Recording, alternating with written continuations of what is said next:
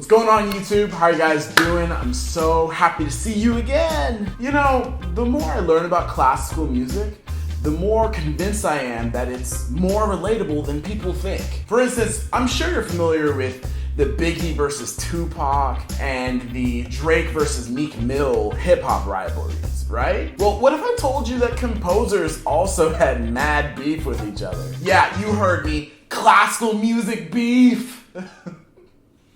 One of the most salient examples of this is the feud between Brahms and Wagner. Now, so you know, Brahms was the more old school kind of cat. He wrote symphonies, chamber music, and sonatas. He was writing music of the older composers like Beethoven and Bach. And see, Wagner was the more new school avant-garde type. He was the one writing tone poems and these big, massive, forward-thinking works incorporating so many different styles. So this is really hilarious. Like, Brahms and Wagner fans would go to the opposite camps' concerts just so they could boo and disrupt the concert and cause a ruckus. It's hilarious. Even the composers themselves had interesting things to say about each other. But that's a topic for another video. My point is this: the music itself may have changed a bit over the years, but the ideas that inspire that music have not changed that much at all. Now, if you're watching this in 2015, you've probably seen, heard, or even done the name of it. Now watch me whip, now watch me nay-nay. Now watch me. Yeah, it's a song about a dance. Pretty original, right? Well, actually not quite. The idea of pairing dances with music is actually an idea that's been around since the 14th century. So actually, Watch Me is about 700 years behind. And in this way, classical music and modern music have a lot in common. Now, in the 17th century, it was common practice to write a stylized dance. And this is just a piece of music that's based off of a dance, but it's not actually supposed to be danced to. One of the most famous composers to write stylized dances was Johann Sebastian Bach. He wrote six cello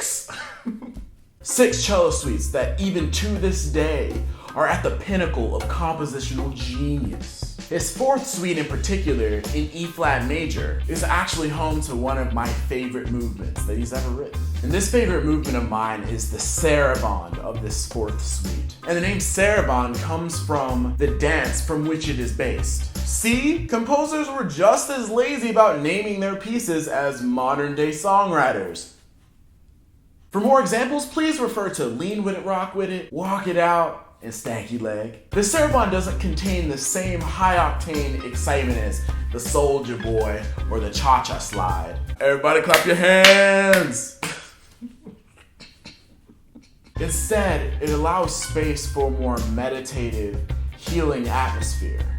You know, which is perfect for recovering from last night's epic dance party. As we move through this short piece of music together, I invite you to bask in the serenity that is the sarabande.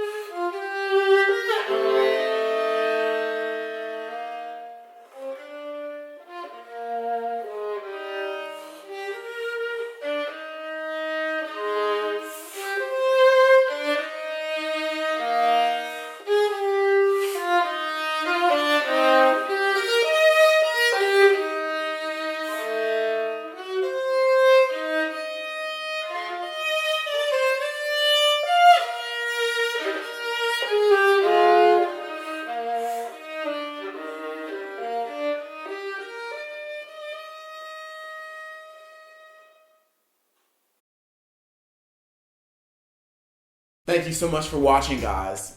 Your support means the world to me, and I really want to let you guys know that every comment you send, I read and I try to respond to, and everyone is appreciated. So thank you. And with that, guys, give hugs, get hugs. TVK out.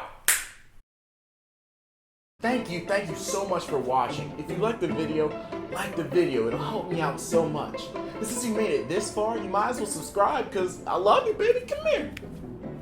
All joking aside, seriously, feel free to comment, follow me on all my platforms, because I want to interact with you, and I want to bring you content that you want to see. And if you got some more time, my last video is like right here. If you just click on it, it's like right here. Just that's right here.